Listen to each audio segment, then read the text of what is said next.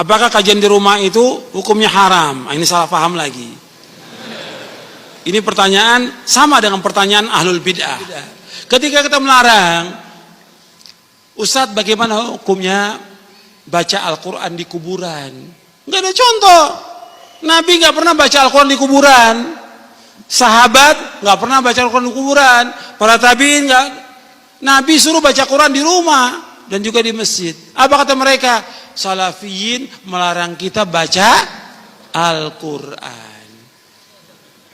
Sama dengan ahlul bidah tadi pertanyaan itu, sama dengan ahlul bidah. Ahlul bidah bilang Salafiyin melarang kita. Saya ambil contoh lagi.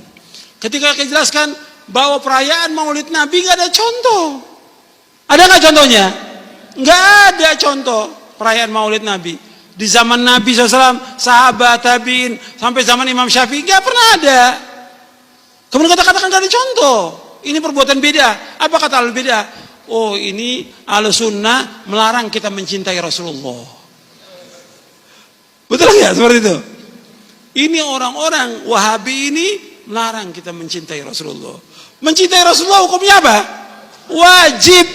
Wajib mencintai Rasulullah. Tapi bukan mengadakan perayaan Maulid. Paham nih? Banyak ahlul bidah seperti itu. Ya. Seperti kita melarang orang untuk tahlilan. Kata mereka apa? Kita nggak boleh baca la ilaha illallah, nggak boleh. Sama kelompok Wahabi kata mereka.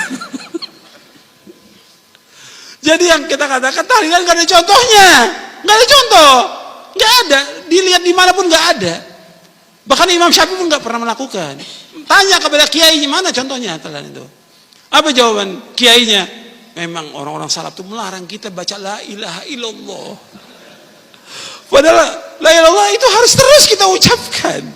Tapi begitulah jawabannya dari ahlul bidah. Sekarang kita ngikut nih.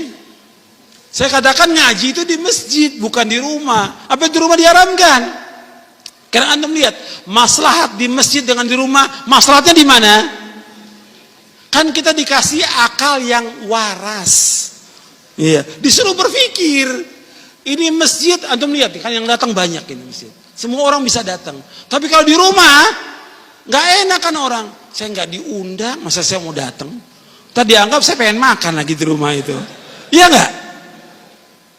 Akhirnya apa? Yang datang khusus orang-orang kaya saja. Yang miskin ditinggalkan.